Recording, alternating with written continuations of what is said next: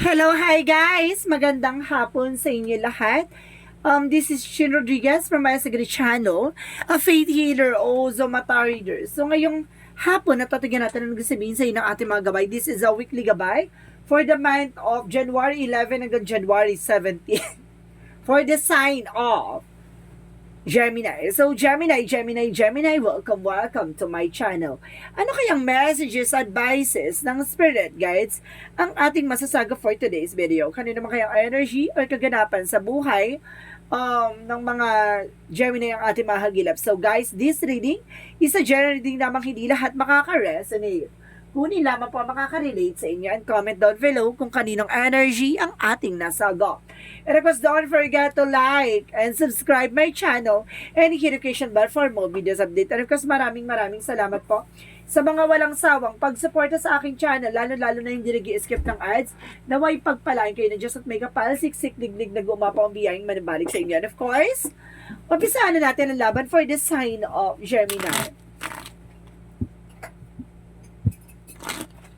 So guys, kamusta na kayo dyan? Ito na.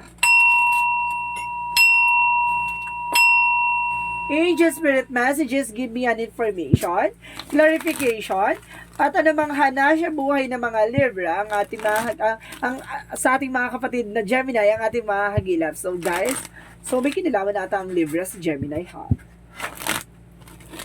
So let's see, Gemini, anong mahagilap natin sa'yo for today's video? So, Gemini, let's see. So, there's a King of Cups. So, there's a devoted and supportive person. May taong mahal na mahal ka. Oy, ang harot. May taong, kumbaga, diba? There's a supportive and devoted person. And because there's a Palace of Cups. So, pagdating sa finances, so, ibig sabihin lalago or lalakas na ang iyong business or negosyo. Additional messages. So, there's a Nine of Pentacles. So, there's a financial windfall. Ibig sabihin talaga mukhang magkakaroon ka na kasaganahan ngayon, Des. Oh my God. Ngayong linggong to, naku, lalakas at lalago ang finances mo. And of course, there's a King of Coins. So, see, there's a practicality. So, kailangan nyo maging practical. So, guys, parang minisasense ako dito, parang there's lucky color green. So, there's a lucky color na green, no? Additional messages. And of course, there's a Page of Cups. So, there's an intuition. So, makinig ka sa intuition and gut feeling mo. And of course, there's a justice. For justice will be served. No? There's a karma. Karma will be served. Or either, may karma dito. Additional King of Cups. So, there's a Ten of Wands. So, there is a obligation and of course, there is a burden, guys. No, marami ditong, kumbaga, pasanin or, kumbaga, bigat na naranasan o naramdaman tong tao na to. No? And because there is a strength card for confidence. So, kailangan mo magkaroon ng confidence. So, kailangan mong maging matapang this time. So, let's see what is the Knight of Coins. And of course, represent the Five of Cups. So, there is information dito na parang there's a regret or there's a disappointed, no? Or something, kumbaga maraming nasayang. So, kailangan maging mauta ka na ngayon, no? Marami na sayang na pera siguro sa'yo dahil sa mga kung ano na pinagbibili mo or either may mga pinautang ka hindi ka binayaran, no? Mag-ingat. So, let's see what is the King of Coin for Emperor. Be mature enough and being grounded. So, kailangan maging mature ka na, no? Kumbaga sinasabi sa iyo dito, of course, maging practical ka pagdating sa finances, no? Maging mature and practical ka kasi kumbaga naging ka dito naging immature ka pagdating sa finances, siguro naging madalos-dalos ka or either baka marami kang mga binili, no? This past few months na nagdaan. Because there's a Three of Swords. Makinig ka sa intuitions mo. Meron ditong naiingat behind your back. Mag-ingat. And of course, there's a Knight of Wands, slow and steady, no? Panatiling kalmado. Don't you worry. Huwag ka masyado maging agresibo sa lahat ng bagay. No, yung mga bagay na gumawa or tao gumawa sa'yo ng hindi maganda or something, kumbaga there's a bounce back. No, there's a karma. And because there's the Four of Cups, re-evaluate or analyze, no? Bago mo tanggapin yung isang offer, kailangan mo muna pag-iisipan. Hindi ka pwede maging padalos-dalos or else baka magkaroon ka ng struggles dito. No, magkaroon ng complication. So, let's see what is the Palace of Coin. Of course, the Strength card. So, there's the Hangman or reverse. So, there is new perspective, no? And of course, para sinasabi din the Hangman sa akin there is cancel or something delays na nangyari. Okay, so sinasabi dito kailangan maging malakas at maging matibay, no? Kumbaga sinusubukan ng pasensya mo dito dahil sa mga bagay na nangyayari sa'yo. And because there is an Ace of Cups, so there is a new offer, no? Love offer, a romance offer, or something. Kumbaga, if you were single, kumbaga, meron dito bagong pag-ibig. If you were taken, kumbaga, babalik ang kilig yung dalawa ng person mo. And of course, there is a Eight of Cups. Let go. Ayun yung sinasabi, di ba? Maging mature ka pagdating sa finances. At of course, maging maging logic or practical ka. Kasi, kumbaga, kailangan mo na i-let go yung mga bad habits or bad eksena mo. Kumbaga, sinasabi dito kasi naging kumbaga magastos or something, yung mga material things mo, alisin mo yan. So let's see what is the Page of Cups. And because there's a Three of Swords, so there's a judgment, no? Oh, may paalala, there's a caution, guys, no? May paalala sa iyo ang ating divine na may maraming tao sa paligid mo na naiingit sa iyo. So tama ang hinala mo. So let's see what is the Justice and the Knight of Wands. And of course there's a Page of Swords. So there's a Page of Swords by get more information. No, kailangan mo makakuha ng information dito, or either mayroong nag-spy sa iyo. May nag-spy by social media sa iyo dito na may mga kumbaga there's a black or something an evil eye curses na ginagawa against sa iyo. So don't you worry, there's a karma. So let's see what is the outcome. Outcome is the High Priestess. So there's a lot of hidden agenda or hidden enemies. See, marami ditong lihim na may inggit or lihim na may galit sa'yo. And the Seven of Wands, kailangan mo proteksyonan yung grounds, even your territory. Na maraming kailangan proteksyonan ka dito kasi maraming, diba? There's a Queen of Wands, see confidence. Kumbaga gusto nito, kumbaga mawala ka sa focus or ma-distract ka, mawala ka sa kumpiyansa, ganon. At sinasabi sa'yo dito, maging aware ka, no?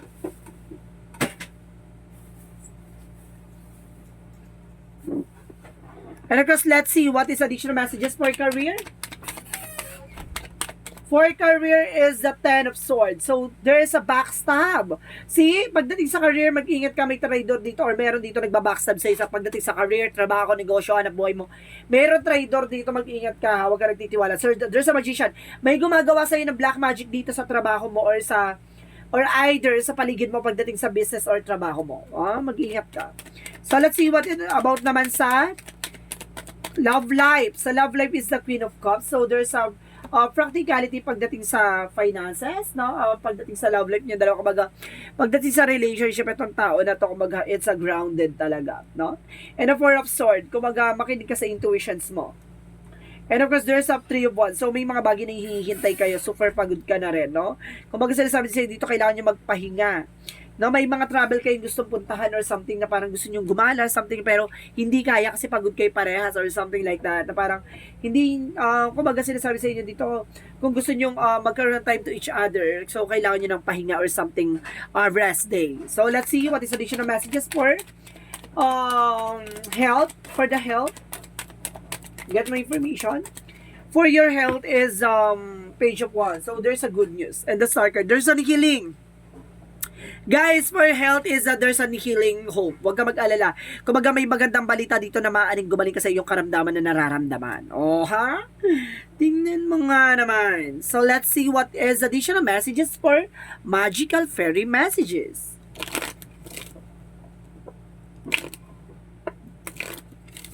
For magical fairy messages, give mo information. And there's a daughter. So, some of you may anak, kumaga magkakaanak ang babae dito. And of course, there's a let go. May mga bagay na kailangan mong iwasan. Kung gusto mo magkaroon ng baby or something, mag-anak dito or something like that, may mga bagay kailangan mong iwasan dito. Or either, baka may anak ka ng babae. So, let's see what is Archangel Michael.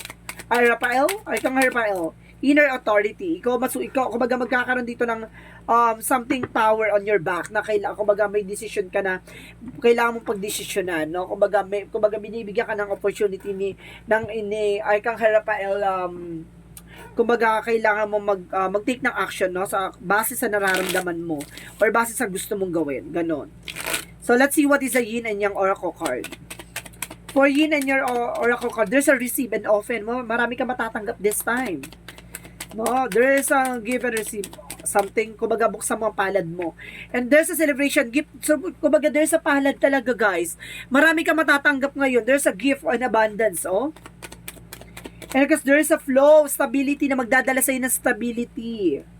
And of course, ng iyong happiness, no? And flow. Sumabay ka sa agos ng eksena this time. And of course, let's see what is additional messages for magical fairy messages. And of course, there's a complacency. Ibig sabihin dito,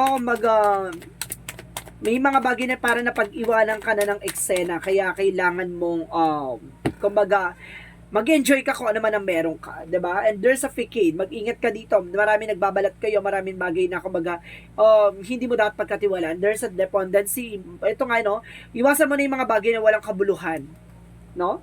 And there's a passion, no? Kumbaga gawin mo yung mga bagay na kumbaga magpapasaya sa iyo. Ganon. Pero alam mo yung mga walang kabuluhan, alisin mo 'yan. So let's see what is Archangel Michael. Use your imagination and you see the answer, no? Gamitan mo daw to ng intuition at makikita mo ang iyong kasagutan sa mga katanungan mo.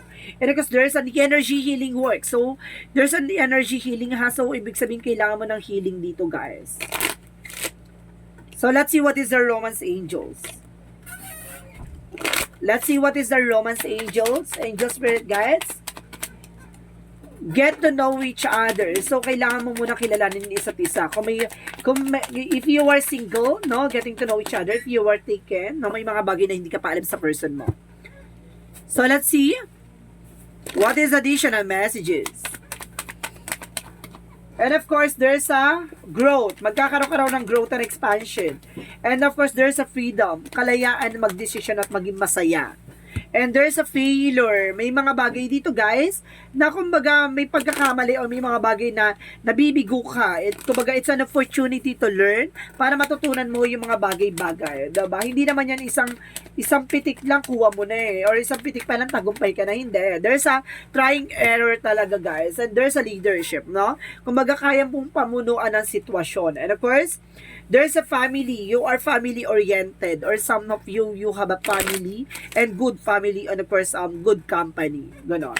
So, let's see what is the Moonsology. And your dreams need a practical plan. So, kung gusto mo matupad yung mga pangarap mo, maging practical ka. And of course, there is hold your vision. Tama yung hinala mo, tama yung suspecha mo, and nothing yet set in stone. So, hindi pa napapanahon ngayon. No, wag kang pala desisyon. So, may paalala sa'yo dito, marami kang matatanggap ngayon, pero may mga bagay na kailangan mo pag-ingatan. And of course, there is a boundaries. Mag-set ka ng boundaries para hindi ka napapasukan ng negative energy. And of course, there is a choices. So, may mga bagay dito na pagpipilian mo. And of course, there is a balance, no? Kailangan mo maging balance, emotional, practical. Ganon. So, let's see what is the energy. Let's see what is the energy. So, there's an indecision. May mga bagay dito na nahihirapan ka magdesisyon. No? O nahihirapan ka mag-take ng action. And of course, there is a contract. So, may kontrata dito. Or some of you baka kumbaga magkaroon ng mga bagong kontrata, no? Kumbaga, or something. There's a contract talaga involvement. Or of course, there's a storm warning. May something paalala sa iyo, divine dito. Mayroon parang warning or something. Kumbaga, may susubok na eksena ngayon, no? Or something na may unos na magaganap. And there's an hostilities. No? Protectionan mo kung ano man ang grounds mo. And of course, yung sarili mo. And if there's a door to spirit. No? Binubuksan ng ating Panginoon ng pintuan para sa spiritual sa'yo. No? Kumbaga, makinig ka sa intuition mo, may babala, no? Kumbaga, may paalala sa iyo dito na kumbaga, siguro sa mga okay, thank you guys. Para may nasa-sense ako dito, guys, na lugar. Tapos mag-ingat ka ha kasi may pupuntahan ka lugar dito na baka ikapahamak mo, no? Mag-ingat ka, guys, no? Mag-ingat. So, let's see what is additional messages for Angel Spirit Guides. And there is an high rate, homesick of the star. So, may mga bagay na parang, kumbaga may mga gusto kang matupad or hinihiling so hindi pa nangyayari, diba? Bakit hindi pa nangyayari? There's a perspective. So, kailangan mong baguhin yung pananaw or perspective mo sa buhay. No? Yung mindset mo, kailangan mong baguhin yan. So, let's see what is the Jesus-loving quotes. Anong gusto sabihin sa inyo ng ating Jesus-loving quotes? Okay, dito tayo sa isa. Seek ye first the kingdom of God and His righteousness, and all things shall be added to you. So, ibig sabihin dito, ipapakita muna ni God yung mga bagay na karapat-dapat sa'yo, or may mga bagay na para sa'yo, no? Bago niya ibigay yung mga bagay na alam niyang makakatulong sa'yo. Kumbaga, may mga bagay na kailangan mo matutunan, or may mga bagay na kailangan mo pagdaanan bago mo makita ang kahalagahan ng bawat eksena. Kasi may mga bagay na gusto tayo matupad, or may mga bagay na gusto makuha. Pero deep inside, no, yun pala ay magsisilbing kumbaga pagkasira natin. So ibig sabihin dito, kumbaga gusto mo na makita ni God yung kahalagahan ng gusto mo mangyari. So dadaling ka niya sa sitwasyon na mangyayari na yon, na request doon mo makikita ang kalaga na kaya pala there's a plan na kumbaga hindi pa para sa akin yung mga ganun, kasi kumbaga darating yung araw na magkakamali pala ako doon sa eksena na yon. So ibig sabihin dito, kumbaga dito ako nilagay ni God kasi dito makakabuti sa akin. Ganon. So magkakaroon ka ng ganong realization. So let's see what is an angel's answer. Guys, mag-isip ka ng question regarding sa ano kung gusto mong tanong sa buhay mo, ganon. Bibilang ko ng 3. Okay? 1, 2, 3. Angel's answer. Give me an answer for your question. So there is an opportunity. Wow! There is a lot of opportunity coming in for you and helpful people. Maraming taong tutulungan ka, or maraming taong tutulong sa'yo. And of course, there is a yes. So there is a possible na yes ang kasagutan sa tanong mo. So let's see what is the angel's number. Angel's number represent 30. I am imaginative. So, sinasabi dito, you are an original, innovative thinker and an excellent communicator. You have a great talent for using creativity to convey your ideas, and your optimistic attitude has uplifted effect to others. So, ibig sabihin to, yung pagiging kumbaga magaling sa intuitions, no? Nakikita mo yung mga bagay-bagay na mangyayari. Kumbaga, matalas ang iyong kaisipan sa mga bagay-bagay, no? Kumbaga, nakikita mo na yung pagiging possibilities. So, ibig sabihin, you are also optimistic sa mga bagay-bagay na iniisip mo. Kaya nagdudulot to na magandang kaganapan. So, ibig sabihin dito, kumbaga marami kang taong natutulungan sa the way ng mga bagay or advices mo. Ganon. So, let's see what is additional messages. Messages of life.